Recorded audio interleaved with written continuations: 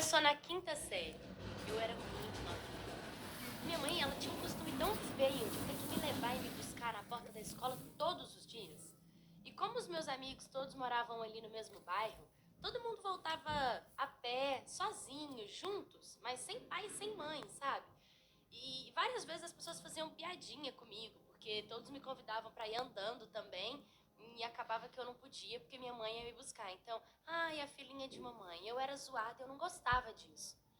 Até que eu cheguei na minha mãe e pedi pra ela para que ela deixasse eu ir pra escola sozinha, ou pelo menos voltar da escola sozinha. E minha mãe falou que só a partir do 8º ano. Então eu tive que aguentar alguns anos a minha mãe me levando e me buscando. Quando chegou no 8º ano, eu relembrei a minha mãe que ela tinha falado que ia me deixar ir pra escola sozinha. E ela deixou. Eu comecei a ir. O fato é que sempre quando nós íamos chegar na escola, tinha uma esquina, assim, que ela era do portão de trás da escola. E que ficava as meninas do 9º ano lá. Eram as meninas mais populares, mais legais, as mais bonitas, sabe? Tipo, eu queria ser como elas, eu queria andar com elas. O fato é que elas sempre estavam ali bebendo, fumando e fazendo esses tipos de coisa. Aí um dia elas mataram a aula pra ficar bebendo na esquina da escola. E eu fui junto. Eu perguntei se eu podia participar, elas disseram que sim. E aí dali eu comecei a beber. A primeira coisa que começou a acontecer foi eu conhecer o álcool. E eu comecei a beber e pra mim era super divertido. E a parte mais divertida era ter que me curar antes de chegar em casa pra minha mãe não descobrir. Sendo que o cheiro do álcool é fortíssimo.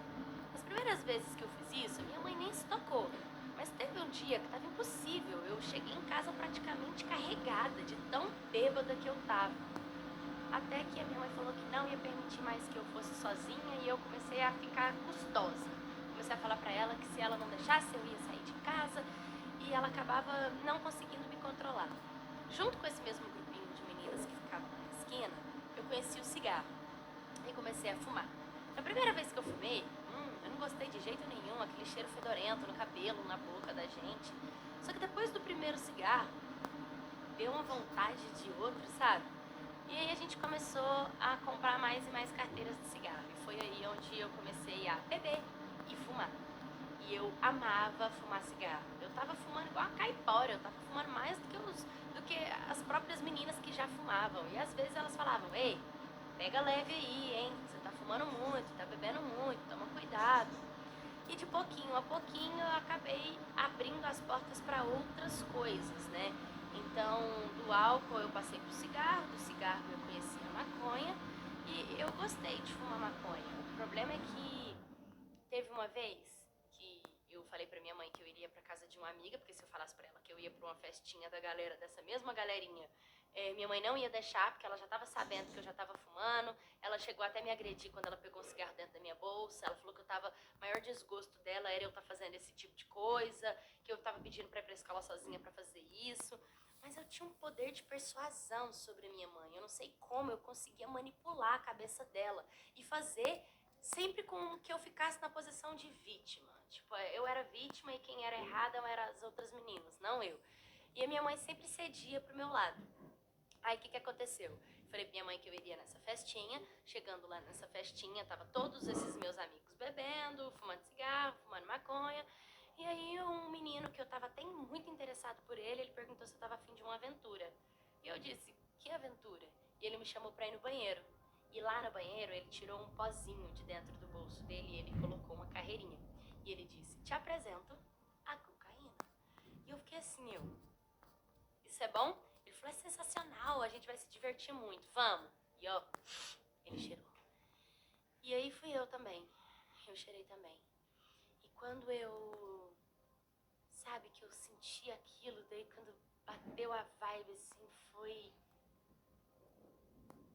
bom. Foi muito bom. Na verdade, foi sensacional. E foi tão bom que dali eu já não conseguia mais parar. Eu já não precisava de beber, eu já não precisava de fumar, eu só precisava de dar o famoso teco, que é assim que a minha galera chama. Vamos dar uns teco?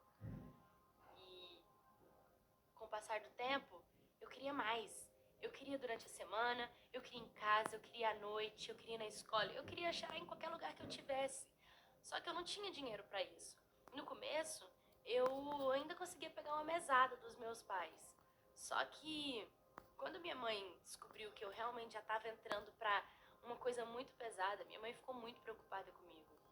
Eu lembro que uma vez meu pai me deu uma surra e me deixou trancada em casa. Ele não queria que eu saísse, sabe? E aí eu comecei a bolar mil planos para fugir de casa, porque eu já não queria mais ficar ali. E eu comecei a falar para eles que se eles não me dessem dinheiro, eu ia me prostituir. E meu pai disse que se eu repetisse a falar isso dentro de casa, ele ia me colocar para fora de casa. Então eu pensei numa maneira inteligente de agir. E eu realmente me comportava bem dentro de casa, eu manipulava os meus pais, eu conseguia roubar dinheiro da carteira da minha mãe, eu conseguia vender algumas coisas da minha mãe, eu conseguia vender, tipo, brinco que minha mãe me dava, coisa que minha mãe me dava, eu vendia por R$ 5, por R$ 10, para ir juntando dinheiro. Até que uma vez também, eu tinha um boteco do lado da minha casa, e tinha uns velhos lá, e tinha um senhor que não parava de me olhar. E ele todo galanteador pro meu lado, eu cheguei nele e perguntei pra ele se ele tava afim de alguma coisa, entendeu? E aí, naquele momento, ele disse que sim, eu falei pra ele quanto que era, e ele me deu o dobro de dinheiro. Quando ele me deu o dobro de dinheiro pra chupar ele, pra fazer uma coisa fácil de ser feita, eu apaixonei pela facilidade de conseguir essa grana para sustentar o meu vício. Então eu pensei, bom, pelo menos agora eu não vou precisar mais roubar dos meus pais, eu não vou precisar mais pegar dinheiro escondido deles, né? Eu vou poder fazer isso para me manter.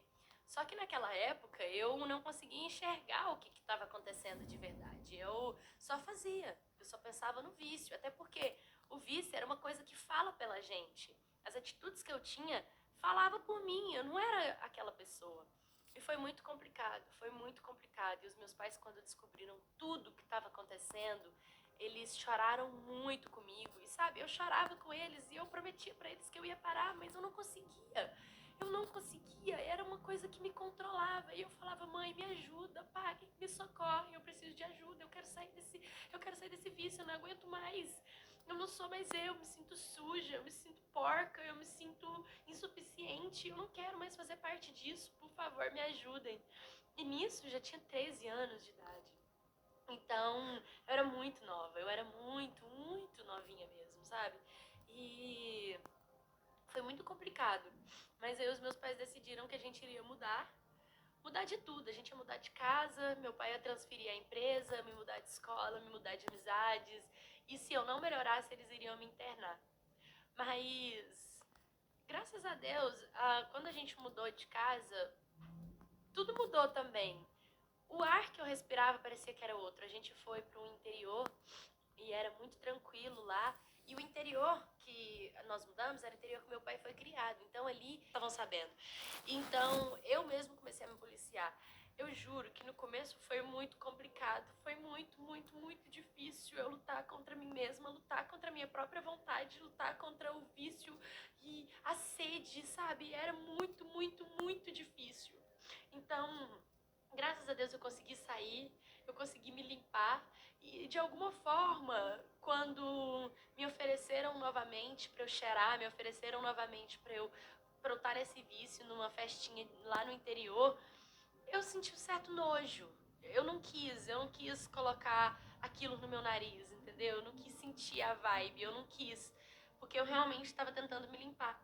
E depois daí meio que eu fui me sentindo liberta de tudo aquilo, fui me sentindo, sabe, que eu tava sendo curada, que de alguma forma eu tava melhorando, graças a Deus. E aí eu arrumei um emprego, depois eu arrumei um namorado. E hoje o que fica mesmo é a lembrança e o testemunho. O testemunho